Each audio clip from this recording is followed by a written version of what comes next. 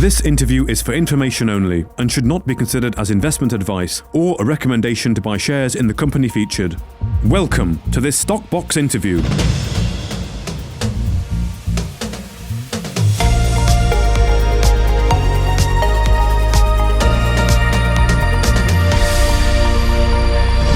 Joining us today is David Clark, the newly appointed Executive Director at Cobra Resources. Thank you very much for your time today. David, how are you doing? Thank you, Mark. All good, thank you. Well, thank you very much for joining us. It's the first time we're speaking. Of course, congratulations as well on the appointment there as Executive Director. I know you've been involved with Cobra for a little while, but I wonder if you could perhaps give us a bit of a sense of your involvement with Cobra, your history of Cobra, and also a bit about you, what you bring to the team. Thanks, Mark.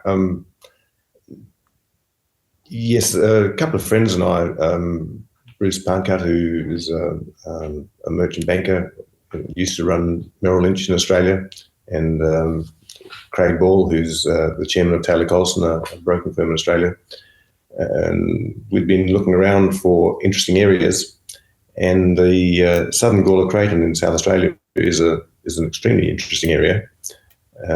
We got the opportunity to take an option to purchase or earn in and then purchase some ground there with some gold resources already outlined. And we thought it was interesting from every point of view. There's a rock unit called the Hildeborough Sweet Granites, which are the host at Olympic Dam and Carrapateena and all the big copper gold deposits in South Australia. And they carry unusual elements, including rare earths. So we thought that this the Southern Gawler Craton, which is much shallower than the Olympic Dam area, was well worth a look. Okay. That was the origins of Cobra. That was the origins of Cobra. And you yourself, are you a geologist by trade? Yes, I've been a geologist for 55 years. Okay. So it's an awfully long time. My dad was a geologist and my brother's a geologist, and both my kids have done geology at uni. Right. Okay. And do you specialize in any particular geology or particular mineral, or is it all interesting? It's all interesting. I've done more in gold, perhaps, and mineral sands. Than anything else. So you said that was the origins of Cobra, really coming from the opportunity that you saw there. So, I mean, how have you seen the project change or evolve, let's say, since Cobra's took ownership of it? What sort of developed? Mark, the really important thing has been that we were lucky enough to secure Rupert Vercoe as our chief executive and now managing director, and Robert Blyton as our exploration manager, because I'm sure you're aware that in just about every line of business, it all comes down to the people. Exactly.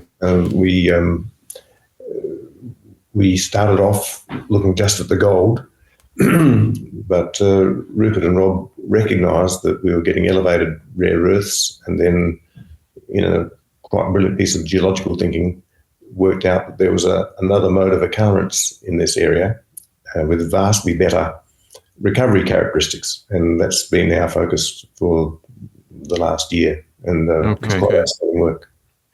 And I mean, does that significantly change your view then, the discovery of the rare earth in the project? Oh, absolutely. We've defined about a bit under 300,000 ounces of gold, and normally I would be falling over myself to increase that and bring in a gold mine. But the situation is that, to me at least, that the rare earths are orders of magnitude more important than the gold we find if we kept looking at gold. And the reason for that, of course, is that rare earths are so strategic in the world, controlled by China, and given tensions in the world and the essential role that rare earths play in computers and mobile phones and all sorts of military uses. Indeed. The Western world has a real interest in having its own source of rare earths. Yes, rare earths are going to be very big in the future. That's for sure. It'll be on that term. Rare earth elements will be a very common on the lips of many people, I think, worldwide as we go down the green shift. I mean, you said earlier you've been a geologist for sort of 50 years. It's been in the history of the family for a long time. How does sort of Boland perhaps rank in terms of projects that you've been involved in the past in your career? I've been a lucky geologist, Mark. I've had the pleasure of being involved in a number of good projects. Boland is quite an outstanding thing. It's still at the stage where it's more potential than we can't point to a production record. We're years away from being able to do anything like that, but the potential is really quite outstanding. It's the first time that anybody has recognised a mode of occurrence for rare earths in the Western world, which is readily recoverable, cheaply recoverable, and I think it has enormous potential. So you said you think there's enormous potential. In fact, I think you said outstanding potential there. I mean, how do you go about, I know you're a geologist, you're not sort of the CEO sort of responsible for making shareholders happy, but I mean, from a geologist's point of view, what do you have to do in order to demonstrate that potential? I know the ISR is a very big part of what Cobra want to do here. Yes, it is. In-situ recovery of minerals has been a practice which has been operational in South Australia for decades. It's wonderful in the sense that it has minimal environmental impact. Of course, it was started in Wyoming by American companies years ago and is used in Kazakhstan widely for recovery of uranium minerals. But in South Australia, it has an extremely good record. It's cheap, clean. You can cause no difficulty for farmland. It's the future if you can get the right mineral attachments, which we appear to have. That the rare earths are attaching to the clay minerals very weakly, and we can dislodge them at a touch almost.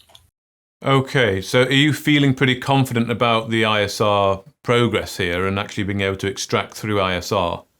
Yes, I am. There are a few requirements before ISR works, and we appear to be ticking those boxes off as we go. Okay. There's still a lot to do, but it sure looks good.